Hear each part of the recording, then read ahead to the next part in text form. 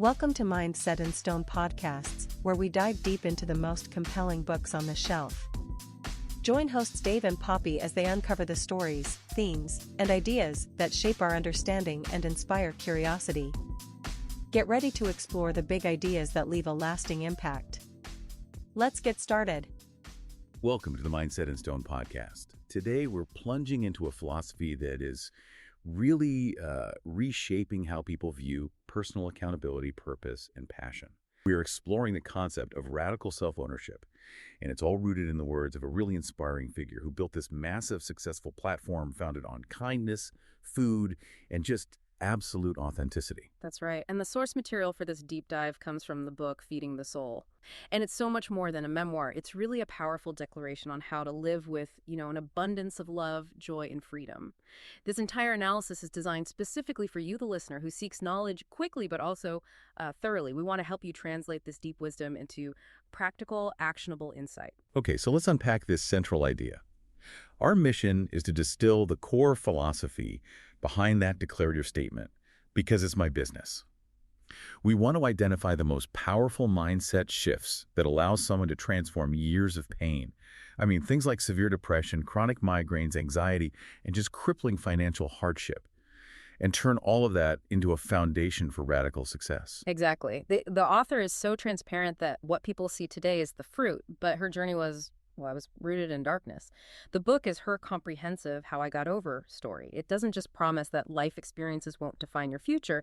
It provides a blueprint for leveraging those very experiences to build an unshakable future. We aren't just looking at the finished product. We are excavating the roots of the philosophy. So let's start with that fundamental realization. Your life is your business. It seems like common sense, but the book immediately sets an incredibly high bar for accountability, especially when it comes to where we choose to place our focus and, more importantly, our energy. What exactly does she mean by treating your life like a business venture? It's about shifting focus entirely. Completely and irrevocably inward. The argument is deceptively simple. Imagine the world if every single person focused solely on developing their own character, caring deeply for their immediate family, and actively loving their defined community. The world would be fundamentally different. It would operate fundamentally differently because that primary leakage point, judgment and envy, it would be sealed off. I think that definition of going out of business is so severe and just so relevant to our social media age. She says that being overly judgmental, negative, or jealous of others means you will eventually go out of business. What's the mechanism behind that collapse? Is it just a moral thing, or is there a genuine cost? Oh, it is absolutely an operational cost. Every single moment you spend scrutinizing someone else's journey, wishing you had their results, or investing energy in criticizing their choices, that's a moment taken away from growing your own enterprise. Okay. So when you're focused on someone else's fruit, you're not watering your own roots. That's it, exactly. That is the opportunity cost of comparison. Your emotional capital is depleted, your focus is scattered, and your own business, your life suffers from chronic undermanagement. The message, then, is that authentic success, the sustainable kind, it comes when you commit to being the most authentic version of yourself, which means you kind of have to put yourself first. And that's a profound shift away from the constant pull of external validation. And that shift requires bravery. A lot of it. The author explicitly says it really doesn't matter what other people think. And this is not some fluffy self-help mantra. It is a declaration of independence. It's about recognizing that you hold the keys to your life and you cannot let fear of judgment or even the expectation of others determine your path. But how does someone practically define authenticity when they've spent decades conforming? The book talks about walking into freedom with your head held high, unafraid of carrying around the residue of the past. What does shedding that residue look like on a Monday morning? Shedding the residue means recognizing that your past failures, your traumas, or the mistakes you made while learning, they are not your identity. They're just information. Authenticity is choosing not to hide the lessons learned, but also refusing to let those lessons become a cage. It means you stop presenting a curated, perfect self and start showing up as the human in progress that you are. And that's the freedom being modeled through her own testimony. Yes. That courageous daily choice to trust yourself, which allows you to confidently declare, because it's my business. The goal isn't just to get free, it's to stay free by constantly reclaiming that agency. That focus on radical authenticity, it forces us to look inward and really evaluate our intrinsic value. The deep dive begins with what I think is the most provocative question in the entire book. What gifts were you born with that you are not using? It's a sobering question, isn't it? Because the book frames our gifts as an inheritance, something we were born with, and calls it a tragedy to carry that brilliance right to the grave. That quote about the cemetery being the richest place in the world because of all the unfulfilled genius buried there, it really lands hard. We have to find and use what came naturally to us. And this is where it gets really, well, really interesting. Because the author uses her own experiences to illustrate that gifts aren't always conventional or comfortable. She identifies two powerful gifts she had since childhood, and one of them is highly non-traditional. Exactly. The first, and maybe the most obvious one based on her public persona, is the gift of humor and timing. She was the joke teller at cookouts, right? Her father gave her a joke book in the 3rd grade. That's a clear, social, visible gift. But the second is the gift of seeing and dreaming, or what she describes as second sight. This is where the story deepens and becomes much more complex. And that second gift led to truly terrifying, pivotal moments. It wasn't just some vague intuition. It was a concrete vision that demanded immediate action. The book recounts these early premonitions, but the most compelling moment involves her young daughter. Let's slow this down because the weight of this story defines her belief system moving forward. She recounts driving a friend's big SUV, a Lincoln Navigator, and as she merged onto the freeway, she saw a complete terrifying image in her mind. She literally saw her 3-year-old daughter opening the back door and tumbling out onto the concrete. Oh my gosh, at 75 miles per hour. At 75 miles per hour. She saw the whole scene unfold in a split second. That is just visceral, and her immediate panicked reaction was to demand assurance that the doors were locked, right? Even though her friend confirmed they were automatic and supposedly childproof. Yes, it was an immediate, life-saving command that she couldn't ignore. And not 2 minutes later, they heard that whooshing sound of air rushing in. Her daughter somehow had opened the door. The author had to immediately swerve and fight to pull the door shut while driving at speed. That visceral experience was so profound because it proved that the visions were real. It demanded that she choose to listen to her spirit from that day forward, regardless of the consequences or how irrational it seemed. That type of undeniable, almost spiritual realization is transformative, but it also sounds incredibly burdensome. Non-traditional gifts are often met with fear, both from the person who has the gift and from those around them. She wrestled with that fear, but the eventual realization, affirmed later by her dying mother, who also carried this gift, it was profound. Embracing the gift, even the scary or non-traditional ones, empowers it and serves your life's purpose. Hiding it was causing more suffering than expressing it. So this brings us to practical insight 1. Embrace hidden gifts. This isn't just about, being good at painting. This is about seizing and revealing the unconventional skills, insights, or intuition you've been afraid to share because of potential judgment. Yes. If you have an inner knowing, a strange hobby, or an unconventional way of seeing the world that you keep quiet about, maybe you're a natural connector, or you have incredibly accurate gut feelings, or you just see patterns no one else does, the message is to uncover it. That authenticity is not just your unique power. It's often the very thing that connects you to your purpose and ultimately blesses you and everyone you encounter. That is the genius we have to start burying. And this is a crucial pivot point, right? We're moving from recognizing the gift to committing the work necessary to actually use it. The book sharply tackles the myth of effortless success. It draws a clear line between just, passively wanting change and actually taking consistent, radical responsibility for the actions. This is the critical realization that cuts through so much magical thinking and procrastination. You have to stop saying, "Fix it, Jesus." Right. When you know deep down you're going to keep doing the same things that are breaking the process, she uses these powerful, direct examples of this cognitive dissonance. She doesn't pull any punches at all. She draws the parallel of praying for healing from lung cancer while still habitually smoking cigarettes. Exactly. The message is, you cannot expect miraculous intervention to override destructive choices you continuously make. Wishing for success or health while sitting paralyzed on a dream or maintaining consistently poor habits. It just won't work. The divine can provide the opportunity, but you have to do your part. It's the ancient foundational principle of faith without works is dead, but applied to modern life and ambition. We see this commitment defined through her pursuit of acting, something she described as being as essential to her as breathing. What did the work actually look like during those early invisible years? It was intense, intentional study over years. She details taking acting classes, dedicating serious time to honing her craft, and auditioning for unpaid roles just to gain experience and exposure. She was cultivating the skill while she maintained the belief.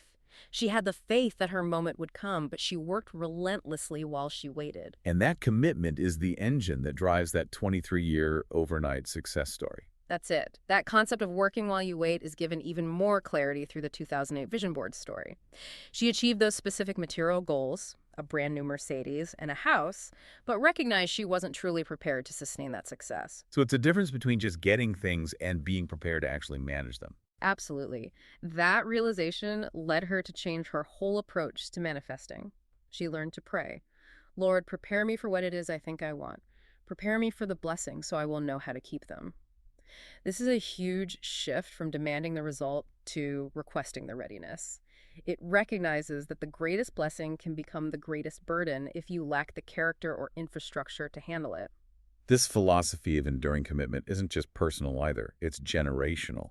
She shares the inspiring example of her father, who opened his own barbershop at the age of 65. That's living proof that our dreams don't expire based on a calendar or an age limit. And that's the point. Age, past failures, and the accumulation of no's are irrelevant if the commitment is still alive. Her father's story demonstrates that if the desire exists, and you continue to put in the corresponding work, your time will come. It might not look like the timeline you wrote down, but commitment today builds the foundation for success tomorrow. This leads us directly to practical insight 2. Cultivate commitment today. The insight here is highly practical. If you lack the willpower to start that savings account, or launch that small business, or commit to a healthy habit today, waiting for some mythical new year or next Monday won't magically solve the underlying motivation problem. The challenge is to stop allowing your future goals to be held hostage by present inaction. You have to examine your true motivations, that deep-seated desire to improve or change, and use them to fuel immediate, imperfect action. If you wait for the perfect moment or the perfect energy, you will wait forever.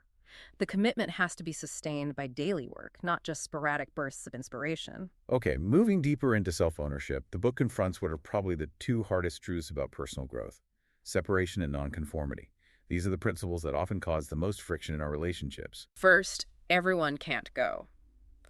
This concept addresses that paralyzing reluctance many people feel about starting a major life change, like going to the gym, starting a business, moving to a new city, unless they have a partner or a co-signer. We are so often held back by the fear of walking alone. And the lesson is that sometimes walking alone is an essential requirement for your journey. She modeled this when she began casting a grand vision for her future, a vision that, at first, did not have her husband's full belief or support. She proceeded anyway. Right. She understood that her destiny was hers to claim, not his to validate. That must be incredibly hard, though, especially within a strong relationship.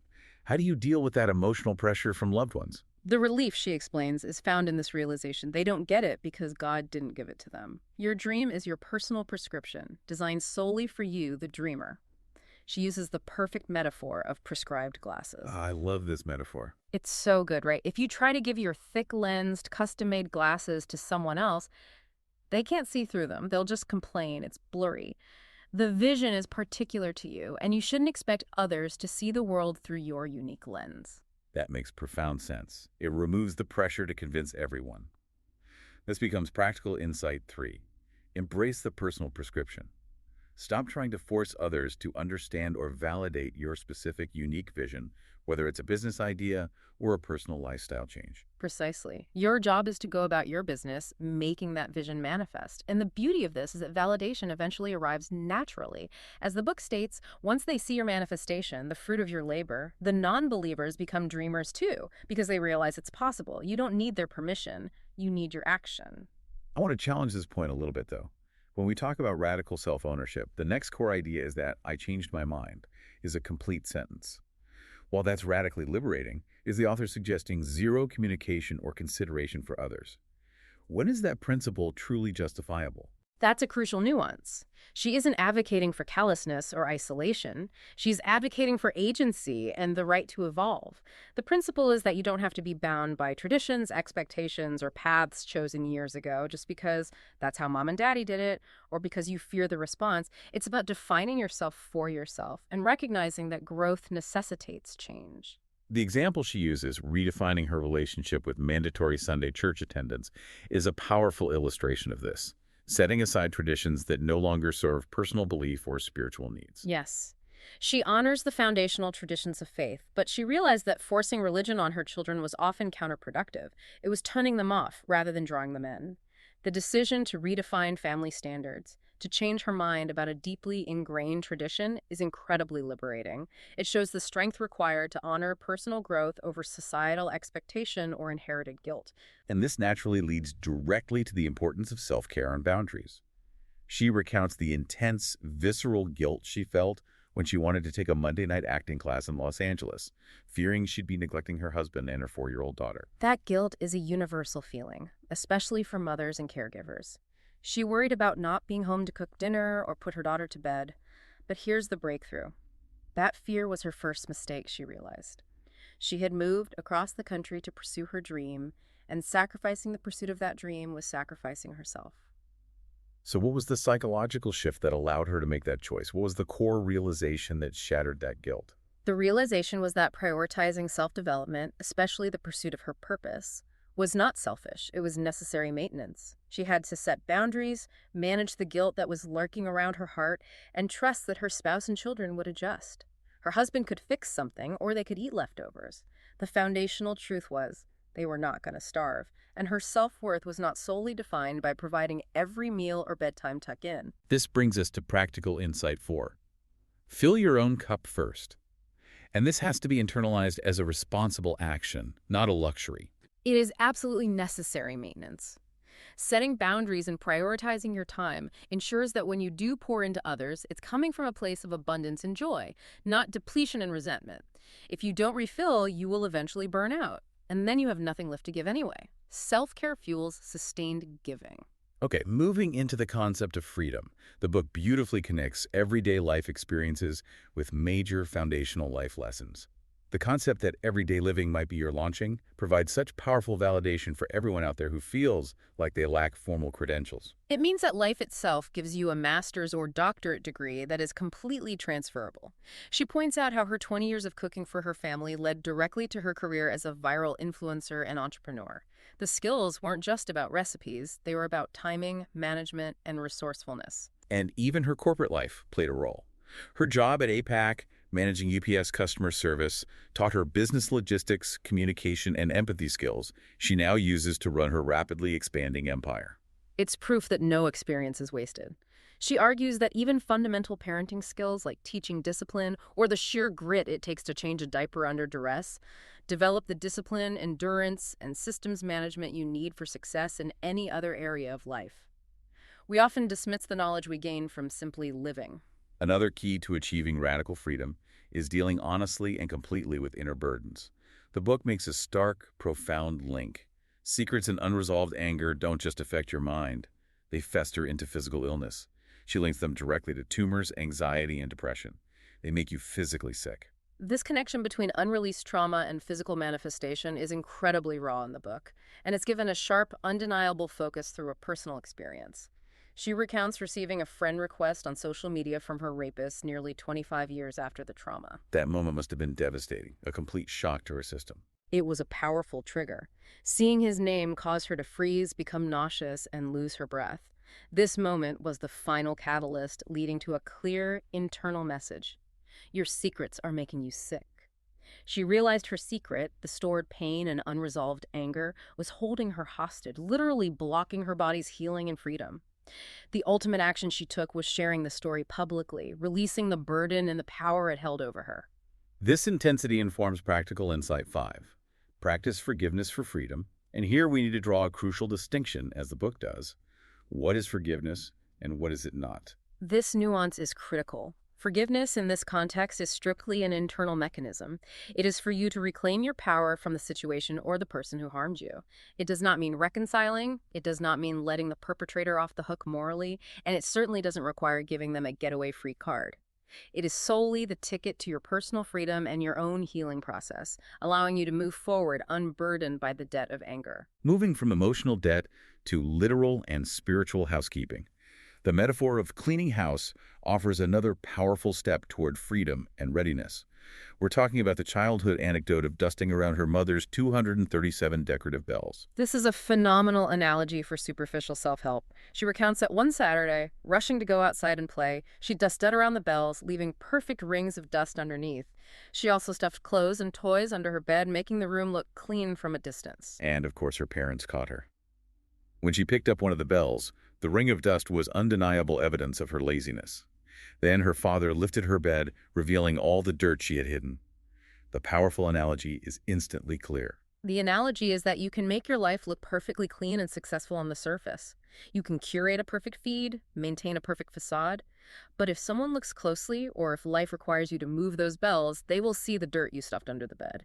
The dirt represents the uncomfortable truths, the grudges, the hidden debt, the unfulfilled apologies, the shame. This is where we derive practical insight 6. Clean your inner house. This means doing the emotional labor required to truly face those dirty spots. Exactly. Cleaning up means facing all that dirty stuff, even if it's uncomfortable. If you only do the bare minimum or dust around the problems, people who come into your life, a new spouse, a business partner, a deep friend, they may eventually find out what you've been hiding. And that hidden mess will still cause friction and pain. You have to face those inconvenient truths and clean up the dirt so you are truly ready for life and success with nothing to hide. We return now to that idea of the 23-year overload success story. None of this internal work, none of this talent recognition matters without consistency. The author's viral success, while it seemed instant, required 2 years of posting content every single day. That intentionality and consistency is the silent partner in all great success stories. She uses a beautiful metaphor. Your dream is like a baby. You cannot rush the process. If you try to give birth in the first trimester, you lose the dream entirely. Consistency is the necessary gestation period, the daily commitment to showing up even when you don't see immediate results. And she grounds this large concept in a very small, achievable action: making the bed every morning. Why is that small daily habit so important? It's the intentional practice of consistency. Making the bed is a daily win, a small ritual that trains your brain to complete tasks and respect your environment. It turns actions into habits. It prepares you so that when the large, life-changing opportunities come, when your 23 years of preparation finally meet a huge market need, you are ready to capitalize on it. You turn years of work into a perceived instant success. Work while you wait, and you will be prepared when your time arrives. This final insight on consistency is practical insight 7. Consistency trumps rushing. It's the daily, small commitment that guarantees the outcome of the large dream. That intentional, sustained action is what defines your destiny. You must treat the daily habit as sacred, whether it's studying your craft, saving $5, or just making your bed. The habits you build today are the infrastructure of your future success. We've covered 7 powerful takeaways rooted in self-possession, accountability, and radical freedom. The essence of this entire deep dive is realizing that you are inherently enough right now as you are.